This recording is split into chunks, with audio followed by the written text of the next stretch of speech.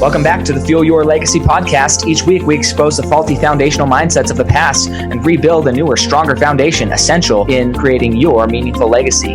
We've got a lot of work to do, so let's get started. As much as you like this podcast, I'm certain that you're going to love the book that I just released on Amazon, Fuel Your Legacy, The 9 Pillars to Build a Meaningful Legacy. I wrote this to share with you the experiences that I had while I was identifying my identity, how I began to create my meaningful legacy, and how you can create yours. You're going to find this book on Kindle, Amazon, and as always on my website, samknickerbocker.com. Welcome back to the Fuel Your Legacy show, and today I am excited. We got to visit for a few minutes before we actually started the recording, and man, this guy is on fire. So his name is Robb Munger. Do you prefer Rob or Robert? Actually, I should ask that before. Rob. I go by Rob. Okay, perfect. So Robb Munger, but what's cool about this individual is he is not from this space, but he was urged into this space by some close advisors of his. So he's a founder of Exodus Place, entrepreneur, corporate culture coach. That's huge. If you can't have a culture, you don't have anything in your business. You don't really probably have a business, because as soon as you're gone, it disperses. So real estate developer, and then he's also an author. So I'm just super excited to interview you and get to know, have a conversation. We've already had a great conversation earlier. But go ahead and share with us, how did you get to where you are? Why did you choose to be there? Maybe even start a little bit in early childhood. What was your family life like growing up? Well, the typical Midwest Michigan family lived just by the capital, Lansing, Michigan, just in a bedroom community. And it's something how life's changed now. In a small community back in the 70s and 80s, we didn't have internet. I still remember the party line. You could hear your neighbors on the telephone line. So that's where I really grew up. And then graduated from high school, and before I graduated from high school, I was going to go to West Point, but that was a 10-year commitment, and when you're 18 years old, that sounded like it was just way too long for a person like me. So I went to a military college in Alabama, a private one, and got a commission in the Army. And so that really opened up my mind even more to what was available in the United States and in life. Growing up, I typically always had 3 jobs. I worked construction with my father's real estate business, bag groceries, and then I'd mow yards too. So I really was always entrepreneurial. I love business. And what was that? So when you say you always had, you always had 3 jobs. What were all the industries that you ever touched? Was it always similar, close to real estate? I know you mentioned grocery stores, but what were some of the other things that you tried out on your path to deciding what you ultimately wanted to do? Great question. When I got out of college and I got my commission in the military, I liked the military because it created structure for me, and I really enjoyed the people I worked with. But I was always an entrepreneur at heart, so I ended up I had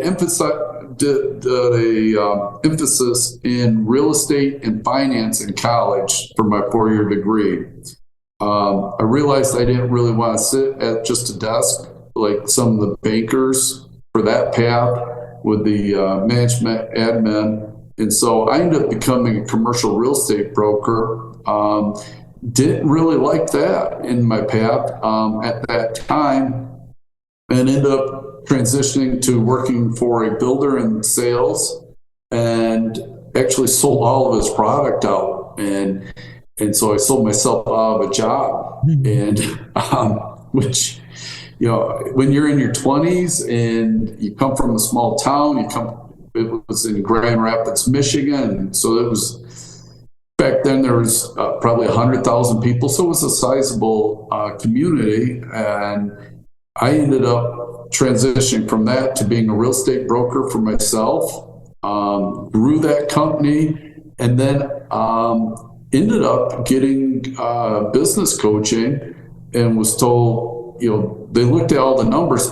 I was the number one salesperson as the real estate broker. And so I was actually subsidizing the overhead for everybody else. And this advisor says, hey, fire everybody, keep like 3 producers. Other than that, let's downsize, get your overhead way down. And I did that. And it was funny. I went from, even though I was grossing 6 figures, I was bringing home less than $20,000 a year when I hit all the agents.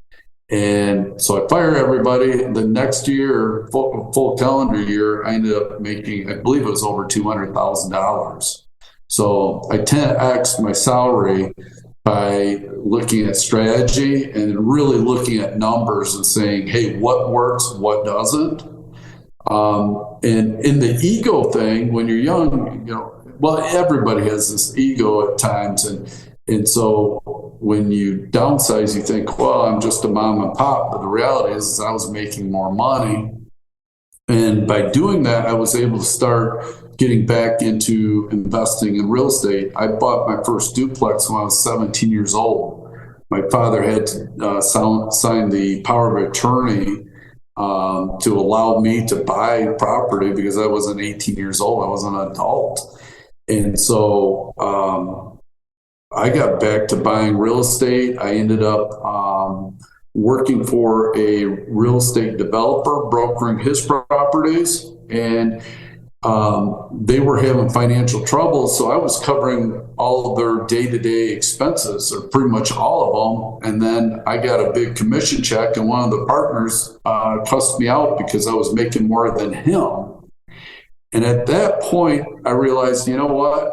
I have enough money. I can just go out and start doing land developments and projects myself. I don't need to work for somebody else and have them chew me out for doing exactly what I was supposed to do. And at that time, this is a large condo project. It was in forbearance. So it was getting ready to go back to the bank, and I kept it out of foreclosure too for these guys. And they were just, 2 of the partners were very thankful. The one wasn't. And that pain point pushed me to risk, because you start getting comfortable, especially when you start making a decent wage. And I had the country club membership, nice cars. I'm like, hey, this is a lot nicer than this, farm community, bedroom community from Lansing, where people are building cars in Lansing. So I ended up having to take all of my cash, bought a piece of property, and I did a gated community in Grand Rapids. And since I knew the sales portion and I was very good at sales, I ended up selling all the lots, which was nice.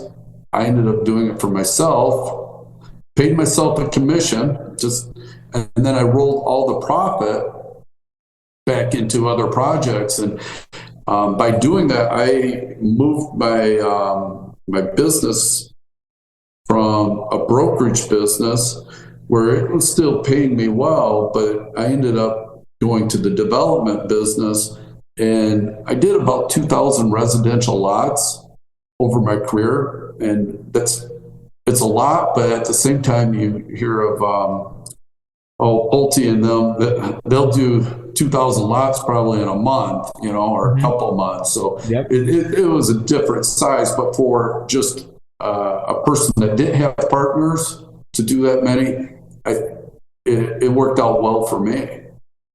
And during that process, I ended up starting through help and connections, a floor plan company where we ended up floor planning about 4,000 mobile homes for mobile home dealers.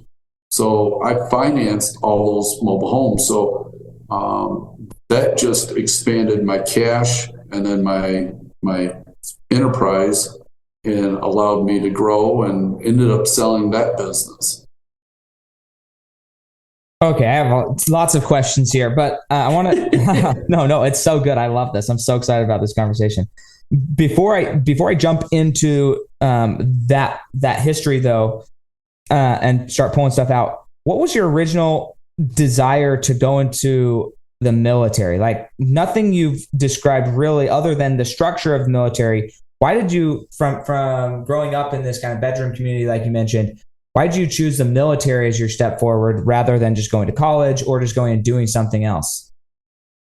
Great question. My parents were getting a divorce, and we pretty much had the Leave It to Beaver family for a long time. And then there was some significant issues with my parents' marriage, and I wasn't getting the support from my parents at that time, because I was on a pathway of, hey, finish high school, go to a 4-year college, and that was the direction I was going. When I lost the support with my family, and somebody, a recruiter from West Point said, hey, you ought to look at going to West Point. And so I did college and the military, and he talked about structure. That's what really got me focused on that. And I understood at my age, at 16, 17 years old, I was acting up. You would go out drinking beer and doing, nothing that was severe, but it wasn't how I was brought up. And so I said, hey, I really need to get some structure. And if my parents aren't going to give it to me, I need to find it somewhere else. And I figured if I went to Michigan State University, I'd probably end up partying a little bit more than what I should have. And so it was self-accountability. Well, and the reason I want to drive into that is because the purpose of this podcast, like I mentioned before we started, we really want to find the questions that improve people's lives. And there's so many people who are not asking that question at 16. They're not asking that question at 45. And in today's world, right? They're still living the unaccountable life. And you were aware enough at 16, 14, whatever age it was, you know what? I want to be better. I want to have more structure. I want to have this. There was a desire. Where did that desire come from? Did you see somebody who had more structure in their life and see those results and say, man, I actually want that. I don't want this other pathway? Because most 16-year-olds, at least today, that's a lot. And like I say, not just 16. I think there's a lot of 45-year-olds who still haven't figured their life out. And they're still thinking, why can't we just have it easy, fun times all the time? Why do we actually have to work? Why do we have to have structure? And they think structure is binding, when my belief is structure is the most liberating thing ever, especially when you understand that you get to control your structure. Then you get to structure your life exactly what you want. And by having structure, you actually have freedom. But if you choose the chaos never builds into structure, but structure doesn't dissolve into chaos unless it's unfocused. And so what is that thing that gave you the insight, man, I actually want structure in my life? Great question. And I agree with you. I actually tell people, don't ask a dumb question. And they say all questions are good questions, and they're not. And unfortunately, our society right now believes that. There are dumb questions. I mean, I'll get a question, can I go to the bathroom?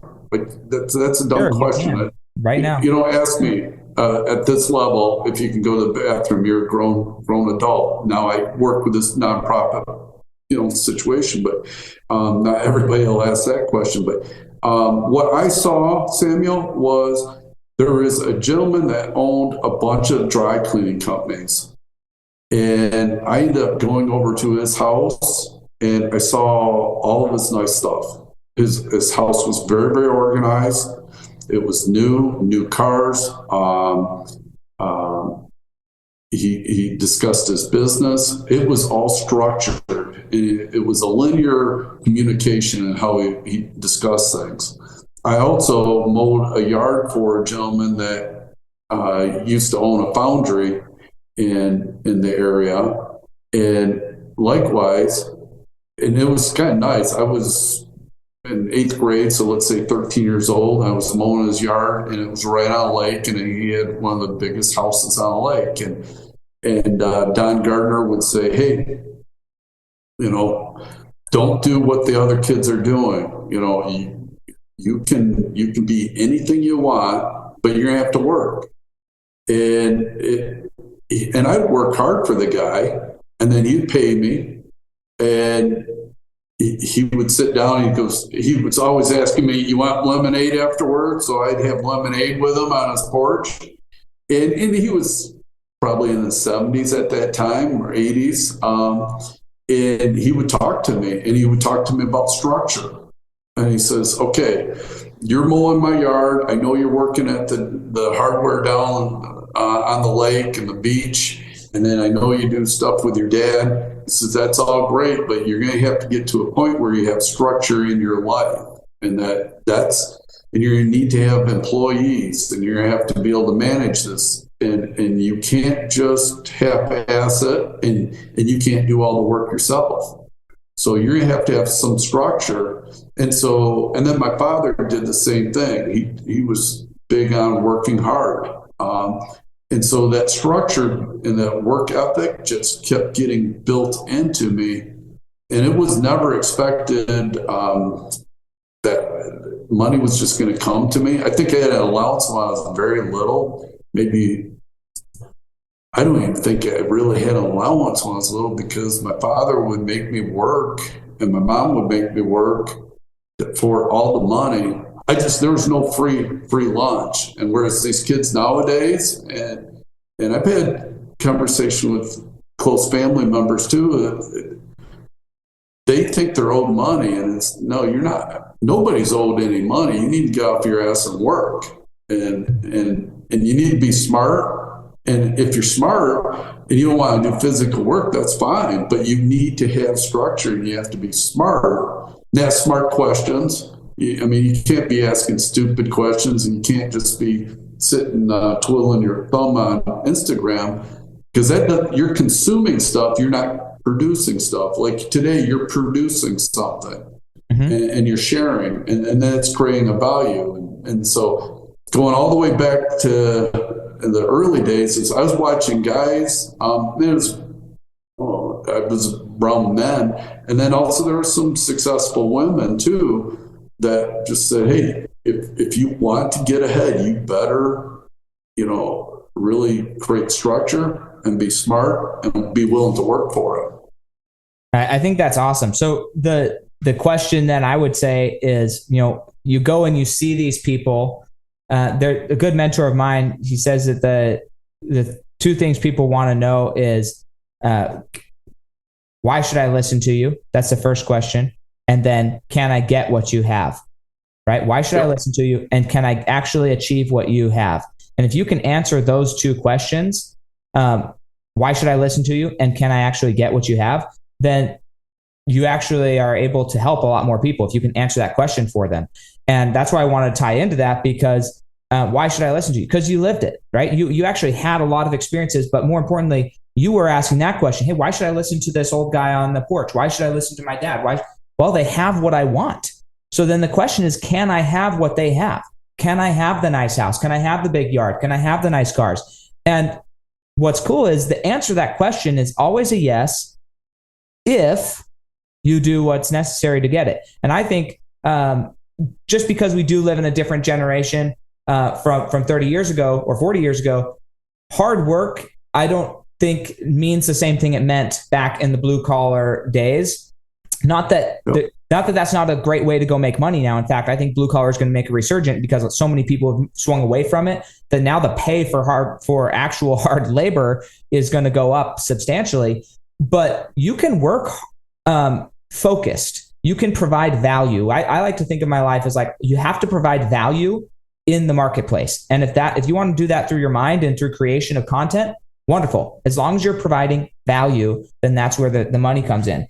And so that question of, man, why should I listen to them? And can I actually have what they have? Those are great questions. So once you answer those questions, if the answer to that question is, yes, I can, which by the way, the answer to the question is, yes, you can. Everybody started somewhere. Zuckerberg started somewhere. Bezos started somewhere.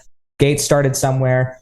Warren Buffett started somewhere. George Soros started somewhere. Like everybody started somewhere. Nobody got a free lunch. Everybody. And they say, oh, well, Donald Trump said his dad gave him A small loan of $1 million. Well, compared to the billions of dollars that he's created, it was a small loan. That's like your dad who makes $50,000 a year or $100,000 a year giving you $10. Guess what? Yeah, he gave him a small loan of $1 million compared to what he's created from it. What have you created with the $10 they gave you for your allowance? Anything? No, nothing. So most people, nothing. They went and bought stuff. Right. They're consuming it. They're not multiplying it. Yeah. So like, yeah, for him, it was a small loan. But I think that that's such a crucial question. Having mentors, my story is very similar to yours, where I realized when I was 14, I realized it more of a religious perspective that if I wanted to stay in the religion that I was brought up in, that I needed to move out because there were things shifting in my family's life where members of my family were choosing not to continue in that religion. And I said, look, I've got to move out. So I actually moved out when I was 14, 15 years old, in with my second oldest brother, specifically to create the environment that I wanted to exist in. And I had also worked lots of lemonade breaks with this nice lady in our church congregation, in our community, who would let my brother and her go. And we rototilled the garden, we cut the grass, we trimmed trees, we did everything. And probably she did more than we did, honestly. If we're being honest, she probably worked harder than we did, but she allowed us to work alongside her, and she paid us $2 or $3 an hour. It wasn't a lot, but we learned hard work. We learned the value of a dollar.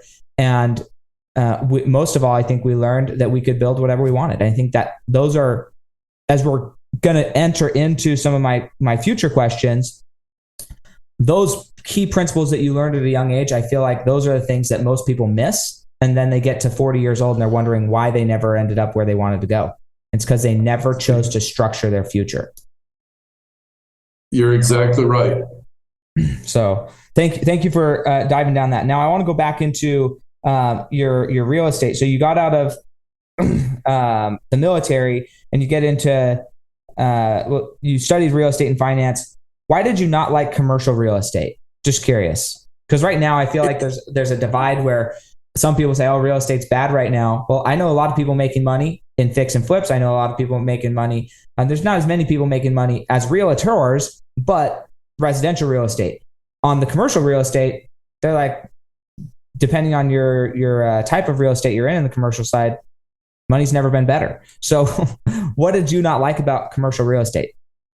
Well, at that time, I had been doing apartment buildings with my father, and then also some spec homes. And so what transpired was when I started doing the commercial real estate, it was industrial buildings. And so I was selling just a blank building, and I was 23 at the time, or leasing just an empty building. And a couple things were happening. One, I was looked down upon because I was too young. And that was their story. I didn't have enough experience. And then secondly, I wasn't from the area in Grand Rapids. And it was a very close-knit Dutch community. And the joke was, hey, if you're not Dutch, you're not much. So I ended up telling people I was Dutch. They'd ask me, what nationality is Munger? And I said, Dutch. And, so I started trying to get in. But it just got to be a bit of an issue with relationship. I wasn't right work in there. That's awesome. So I think that's another thing people, and we're going to get into this, have a few more questions about it. But when you're when you're doing something you're not passionate about, or it just doesn't fit, inside your gut often that it's not working. But so many people stay in those areas because they think the money demands that they stay, rather than going and doing something they're passionate about. I think a good question, not that you can always do. I don't think that you should quit your job and go just chase what you're passionate about all the time. So don't take what I'm going to say the wrong way, or like Sam said, to quit my job and go. No, that's not what I said. Okay. But I do believe that asking yourself, what are you passionate about? Some of the questions I ask myself every morning, I actually got these from Ed Milet. I don't know where. Maybe it was just an audio recording that he had shared one day, but it's asking, like, what am I most excited about today? What am I most happy about? What makes me proud? What am I grateful for? what do I enjoy most in my life right now? What am I committed to my life right now? And how does that make me feel?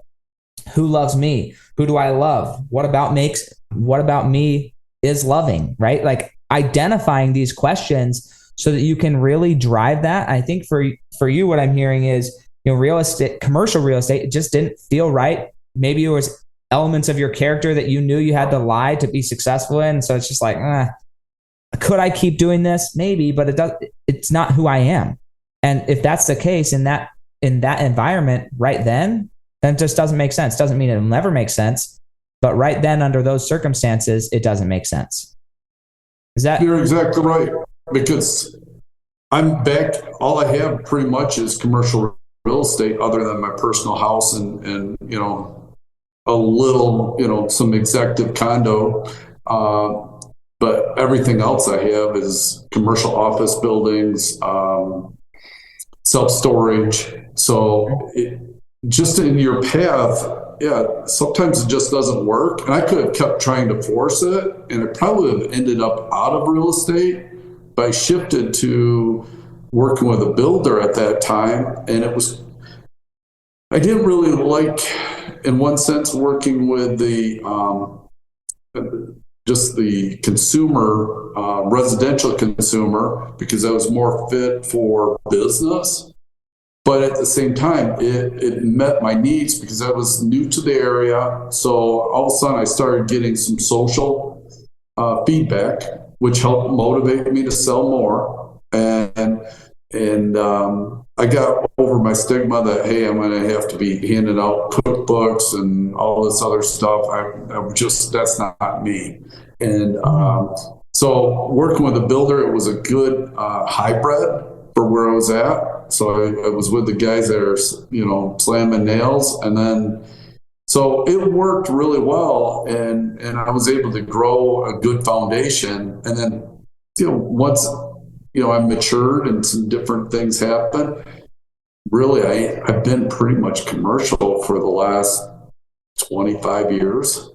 Yeah, no, I wanted to highlight that because something didn't work the first time, going back to these questions, I think a good question is, was it the right time? Was it with the right people? What did not work about it? So we can identify and try again, because so many people, they go dip their toe in something, say, "Ooh, that water's cold. I don't like that water." But they have no idea. Okay. I'm going to use an example from my life. You're right. We Airbnb out our house when we travel. Not all the time, but sometimes. And our swimming pool is like 60 degrees right now, which I jump in it right now as a cold plunge because I'm from Arizona and that's cold for me in Arizona.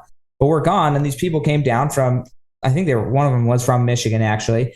And they're swimming in it like every day, all day. I'm just like, what? 60-degree water. Like, this is ridiculous. How are they having fun in this water? I sit in there to punish myself and they're having fun in this. It doesn't make sense. The difference is their body is climatized to a colder environment. So when they get in that water's warm. When I get in that water's cold. So based on where you're at in your life, the same activity may be different. And understanding that, I know that when I moved from Utah to Arizona, my blood thinned and I'm like, I really like warm weather. I'm a lizard now. But we were just up in Utah and everybody else, they're walking around in t-shirts and they don't need a jacket on. And I'm like bundled up because it's cold for me.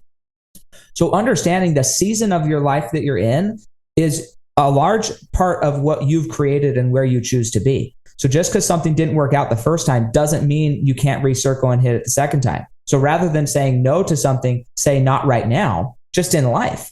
Not right now. Hey, right now it doesn't make sense. Right now it doesn't make sense. That leaves you open with the freedom to structure your life a different way. And maybe it makes sense to circle back with it later.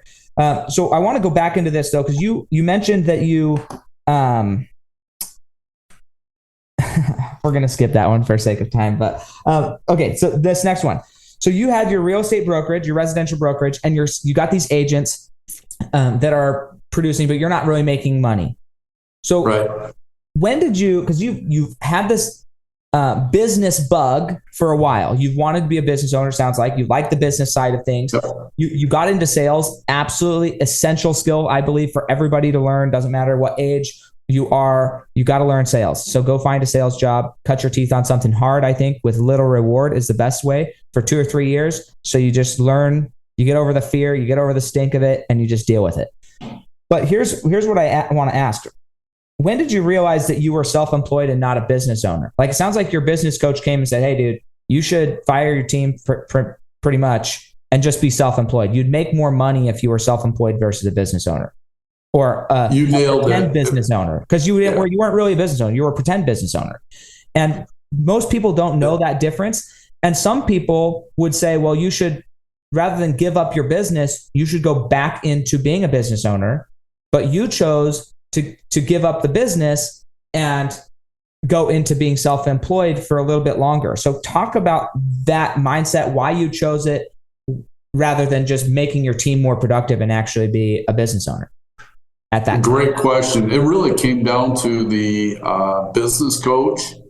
And my end goal was always to get into real estate developing and investing. It wasn't to be a real estate broker. So great question. And so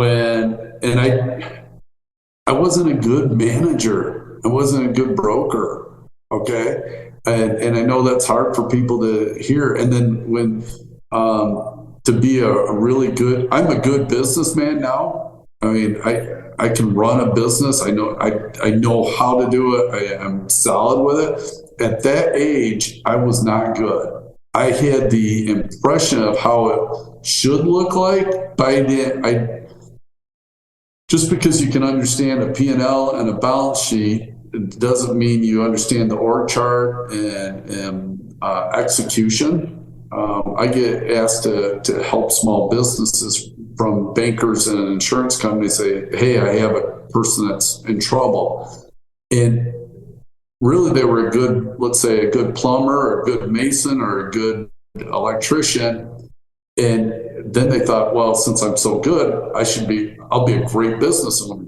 Well, no, you're a great electrician. You're not. And so that's really where I was at. I got so good with the sales because I was forced to sell a lot to keep profitable with my business and also pay myself, that I ended up learning sales to an extreme. And then when I got rid of the anchor, all of a sudden the cash came in and I'm like, oh, okay, now I can get to what I really wanted to do, because I always wanted to be in real estate investing. It was not to be a broker.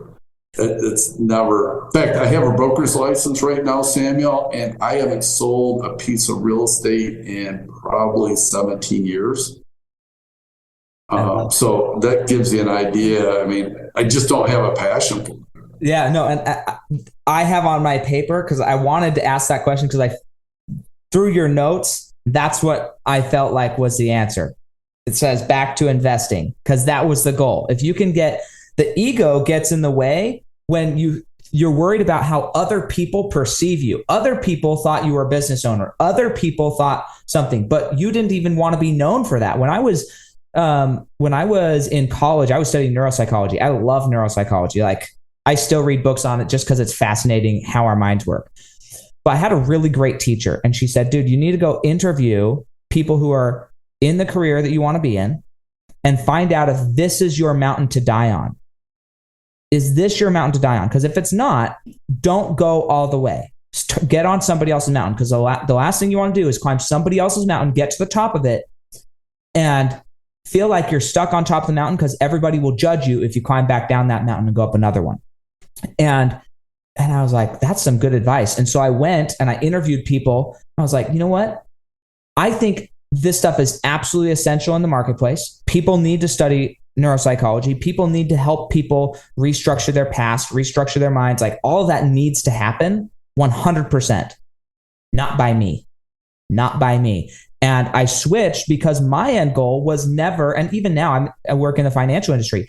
My end goal was never psychology. My end goal was never finances. My end goal, and what guides all of my choices, is saving families and children, marriages from anxiety, depression, suicide, domestic violence, addictions. And that's my end goal, like 100%. And I have friends and people in different companies say, hey, you should come do this company. You should come do this company. Hey, it doesn't fulfill my end goal. Well, there's more money over here. I don't care about the money. That's not what I'm doing. And it's hard for people who see money as the objective to get somebody else's dream. right? Because money's just part of an objective. But when you can say, look, my dream is the service. I could go work with the top 1% of America and make more money. But then I don't get the fulfillment of working with a person, teaching them how to save $200 a month. The fulfillment is way more for me. Maybe it's just selfish, and that's fine. I'd rather be selfishly poor than miserably rich. Not fun. So like, what one do you want to choose? And you wanted to get back to investing, and you had to get the ego out of the way because you never wanted to be a business owner. You wanted to be an investor. That's my take on what you said and what I wrote down. I just wanted. You're right. Cool. I think that's amazing. It's so cool. When did you decide you wanted to be the investor rather than the business owner or the salesperson? Because obviously you learned skills and you knew how to do it. And sometimes you have to do things for a short time that you don't love to do, but you know it's the fastest path to get there. So you just do it. You go sell out a whole development. Why? Because you need the cash so you can go do what you want to do. And so you learn the skill and you do it so you can get there. But when did you decide, I really want to be a business and I want to be a business or real estate investor, not an owner? Really back when I was probably 15 years old. And so doing all the other stuff, that was a detour in my career path. Because at 15, talking to like this Don Gardner and the gentleman that owned the dry cleaners. I think the dry cleaner franchise is gone now, but he had created a franchise system, so he was doing very well. So I always wanted to be an investor. But financially, I just couldn't do it. And so it's where just hard work. I had to keep building up until I could get to where, I was at. And by the time I was 28, I was buying and flipping houses. I tell people I was buying and flipping houses before it was on TV, and I was driving a 4x4 truck or, Eddie Bauer Broncos before it was popular. And you probably, never heard of an Eddie Bauer Bronco, but I've heard of. It's funny, but I mean, it was a big full size Broncos, and I was the odd guy out because you're supposed to drive a Cadillac, back then, or Lexus was just coming out, and here I'm driving a 4x4, but my goal wasn't to be a real estate broker. It was a means to an end to get me to where I could be investing. Well, how long from when, let's say 15 years old, when you kind of were conscious, or at least that's where you'd pin it right now, aware that you want to become an investor, how long before you'd say, I've pretty much exited the business, and I know you've re-entered that side now, but and it's all business, so it's hard to say, you've exited business. But I think that was a turning point for sure when you said, hey, look, I want to be no longer be the broker, I want to be the investor. So we'll just take that as a turning point for you. How long from 15, how many years until you had made that transition and said, hey, look, I'm going to go back into investing, go buy some more real estate and get back into what I actually love? How many years? Pretty much. I was probably 27, 28 years old. Mm-hmm. So about 13 years? Yep. Okay. And with today's technology and social media and YouTube, podcasts like here, the younger generation, I know I could have shrank that time down considerably with the knowledge that's being shared, that's available now. But like we had encyclopedias, we had dictionaries. We didn't have, I had to ask for a definition of a specific word I was writing, a letter on or email on, and I could say, hey, Siri, and boom. Before I'd get up, go over to the bookcase, grab a dictionary, or if I wanted to know about a topic, I'd have to have an encyclopedia. You don't see those things anymore. Mm-hmm.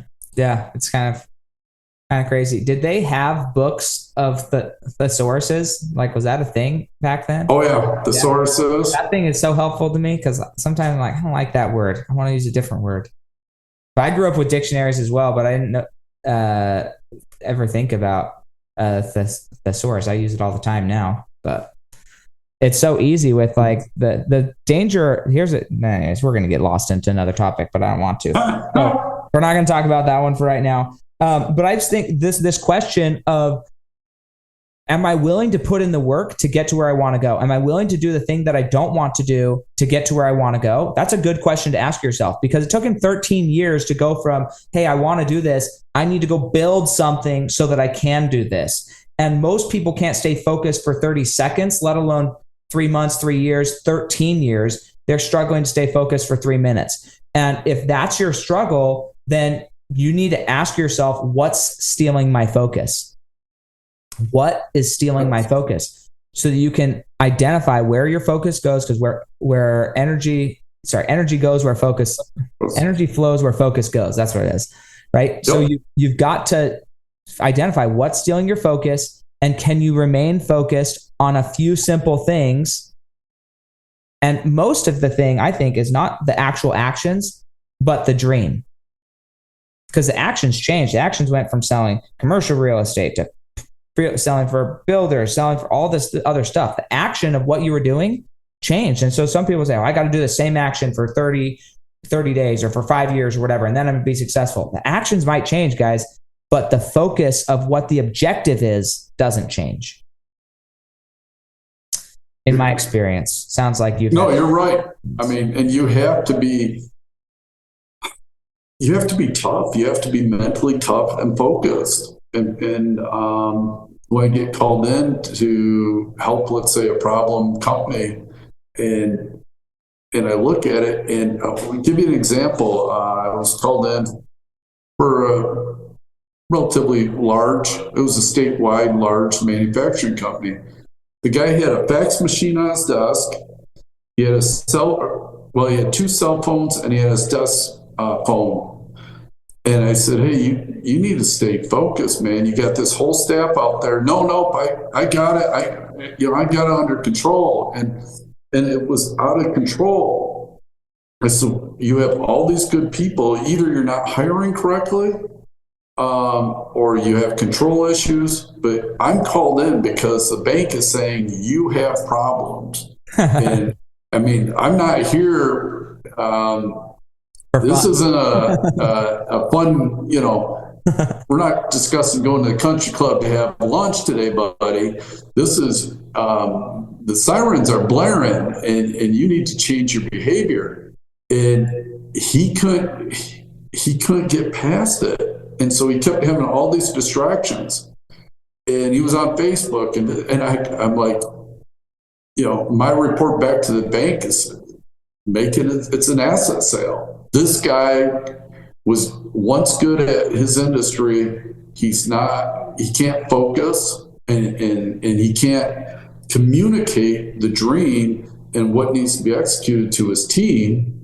And he had some of the best equipment, manufacturing equipment in the industry. And because he couldn't focus, and he kept having these excuses, well, no, I got it covered. And I'm like, no, you don't have it covered. This is very obvious when you have this many phones and a fax machine on your desk and then email. You don't have a focused direction of where you're going, and then you can't even communicate it to your staff. And so I'd walk out of the plant and I'd say, hey, what's the production today? Well, it was supposed to be this, but so-and-so decided to change it at the last minute, so we're not producing anything, so we're just sitting idle. So you have, let's say, $2-3 million piece of equipment sitting idle. Okay, just on an interest carry each day, just a per diem, it's eating them alive. Plus then you have the staff, plus their benefits, plus the real estate. I'm like, I tried telling this owner, I said, you're just burning money so damn quickly. It's not funny. And he just could never get it. And it ended up being sold, it was an asset sale. And the last time I heard I think he was working at Cabela's or something. And it just, you have to stay focused. You got to be tough and stay focused and say no to things. And when you're, my nonprofit, because we have about 40 employees there, and then like with my real estate and different projects I'm running, everybody has a great idea, and they think they can just puke that great idea on me throughout the day, and then I'm supposed to execute it. And you have to have a core mission that you can get around and then share it with others and say, hey, we're going to execute and we're going to complete. You can have these great ideas, send them in an email, a text. I may not respond because we need to execute to win this particular inning or this particular game. But I can't just be flying off because you have a great idea, and it can be a great idea, but the critical thing is we execute. So you stabilize. For me, it's stabilize an investment or stabilize an organization so that it can keep moving forward, but not just go, it's reacting is the worst cancer in any organization. And an example, Samuel, is I tell people, we often pick up donations for our nonprofit. The driver is the lead. The person that reacts is the guy in the passenger seat, whether it's one or two people. The driver will pull up and he literally has to tell them to get out of the truck, tell them to get on the other side of the piece of furniture or whatever donation, let's say a case of milk or produce, and you need to start loading it. They are reacting, to the driver. They're not in a strategic or tactical position. They're reacting. That's the lowest paid employee in our organization is the reactor. So if a business owner, or, you or anybody else, if you're going to just keep reacting to everybody, you are doing yourself a disservice. If you want to make money, a lot of money, is if you keep reacting, you're just like that guy in the truck that I paid the minimum wage. And I tell my guys this, if you want to make more money, you have to be moving up to a tactical position. You have to be thinking how to execute. But if you're only getting told to get on that end of the couch to pick it up, you're not going to get paid the most. You will get paid the least. So it's just simple things like that on how you can make more money. And but you can't let your organization be a reactor. And so that goes all the way back to that manufacturer had millions, I think a $10 million line of credit or, loan. And it went all the way because all he wanted to do was stay in a reaction mode, and he killed the company, and he didn't have to. So yeah, my big rant, sorry. No, don't be sorry. It's so funny because I use the word responsibility versus accountability rather than reacting versus tactical. But I think responsibility has been bastardized and actually you can look at a definition and they might say I'm wrong. I don't really care because this is my definition and it's the one I live by. But if you're responsible, then I don't actually want a bunch of responsible people around me, because responsible just means they have the ability to respond if they're victimized by an outward stimulus. That's useless. In society, we don't need responsible people. None of them. In fact, they can all go die on a hill altogether by themselves because they're not going to do anything. Responsible people do absolutely nothing unless they are forced to do it or they have an outward stimulus saying this must get done. Responsible people are zombies in our society. And so I like the way that you said it. They're cancer to society. They're just don't talk to me if you're a responsible person. I'm not looking for responsible people. Accountable people are proactive. They're creative. They're thinking about how can I do something better? They vocalize it and then they account for where they're at. They're not scared of a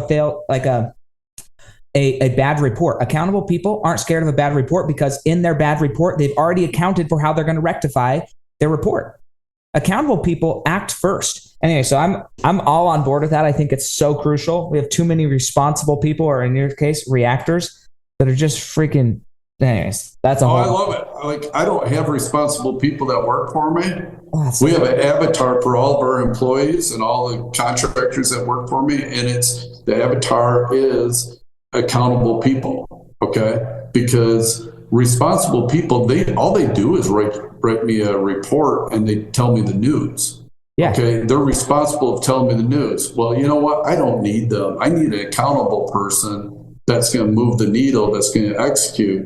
don't, and we do dashboards. Okay. So we measure all the matrix, and metrics, but, you have to have that accountable person. I made a mistake on our marketing for a nonprofit. It was $50,000. I went to my board of directors, said, hey, this line item on our financials, cost us $50K. Now they were aware of it before, but my whole board of directors said, well, thank you. We understand. We understand you're accountable for that. And I'm not scared. And there's so many people that are scared. Like you said, they want to be responsible. Well, I'm reporting the news. I don't know what you're going to do about it, Samuel, but I'm reporting the news. So this is your problem. I'm going to fire you. That's what I'm going to do about it. Yeah. Out of my life. Well, and you were mentioning earlier, even before the call, how you've coached some people and they keep paying you, but they don't do anything. And that's just a responsible person. It's just somebody who, hey, I'm going to fulfill my obligation. I'm going to show up. I'm going to give you the hours every day, whatever. They're responsible for the financial commitment, but they're not accountable to their commitment. And you can't, the funniest phrase is like, oh, will you hold me accountable? There's no way that somebody else can hold you accountable. They can hold you responsible, but they can't hold, you are the only person who can proactively, internally in your soul, choose to account for your life. And there's a death date, unbeknownst to all of us, which one is yours. And there's going to be an accounting of like what happened. And there's no way around it. Like everybody has a death date chosen. When that happens, I don't know. But anyways, that's something that I think is so crucial. And just for those of you who are in relationships, this happens in relationships. You have to have two accountable people, a responsible person and an accountable person, or a responsible person and a responsible person turns into an abusive, manipulative marriage or relationship. It doesn't turn into a healthy one.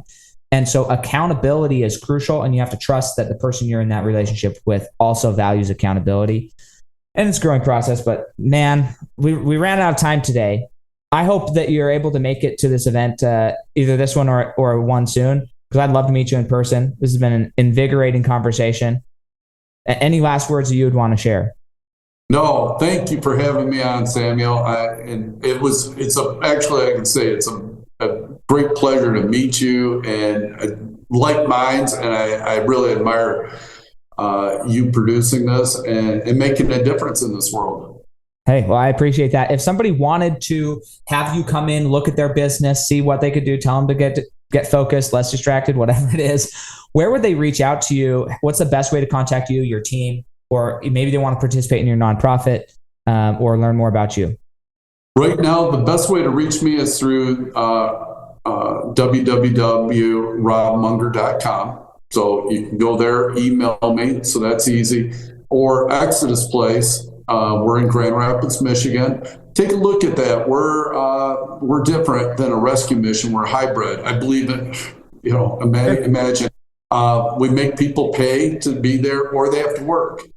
There's no free ride. So it's not a traditional rescue mission. And to see that, and we're actually building a standard operating procedure that we can share with other people throughout the whole country to start really cure homelessness for people. We're never going to end it, but we can start teaching other organizations how to cure it. And I've proven we can cure homelessness, just not 100%, but we can give the tools to a lot of people that can make a difference in people's lives. Well, I'll look at that and get involved, because here's one of my other goals that I read to myself every morning, is to coach and lift up the homeless every day. Coach, because I've met a lot of homeless people who just are there as a result of falling on bad luck. And it's hard to get out once you're down, unless without a helping hand. There are some people who enjoy it or choose not to change. And those people, that's fine, whatever, live their life on the street. But if you actually want to get out, you want to become better, I think that I believe in you enough to do it. So I'll have to look into that, and then maybe we can have more of that conversation as well when we do meet. Perfect. Thanks, Samuel. Okay, awesome. You guys have a great day, and we'll catch you guys next time on the Fuel Your Legacy Show. Thanks for joining us. If what you heard today resonates with you, please like, comment, and share on social media. Tag me, and if you do give me a shout out, I'll give you a shout out on the next episode. Thanks to all of those who've left a review. It helps spread the message of what it takes to build a legacy that lasts. And we'll catch you next time on Fuel Your Legacy.